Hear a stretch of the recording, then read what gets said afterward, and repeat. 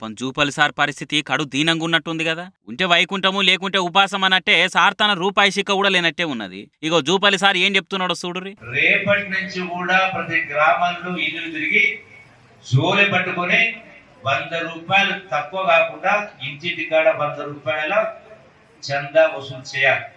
సర్పంచ్ అయినా ఎంపీటీసీ అయినా ఎంపీ అయినా మీకు టికెట్లు కావాలి, బీఫాలు కావాలంటే కాంగ్రెస్ పార్టీ తరఫున ఎంత చందాలు వసూలు చేసేది విద్యా వ్యాప్తి కోసం, చదువుల కోసం ఇంటింటి తిరిగట చందాలు వసూలు చేయాలన్నట.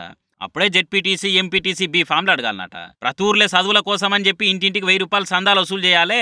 ఆ లెక్క చూపిస్తేనే మీకు Congress party ZPTC MPTC B ఫామ్లు అడిగేందుకు అర్హత ఉంటదని పార్టీ లీడర్లకు హితబోధ చేస్తున్నాడు సారు. చదువుకునేందుకు సర్కార్ బళ్ళున్నాయి, కాలేజీలు ఉన్నాయి, సర్కారులో పెడతామన్న ఫ్రీ కోచింగ్ సెంటర్లు ఉన్నాయి. మళ్ళా చదువుకునేటోళ్ళ పేరు మీద కాంగ్రెస్ పార్టీ లీడర్లు చందాలు వసూలు చేయమనుడేం సార్? ప్రతిపక్షం వాళ్ళు ఎక్కిరియరా ఇంటే? మీ ఉద్దేశం మంచిదే గానీ జేబులు నింపుకునే ఐడియా చేస్తున్నారని తిట్టిపోయారా? అది కూడా ఇంటికి వెయ్యాట.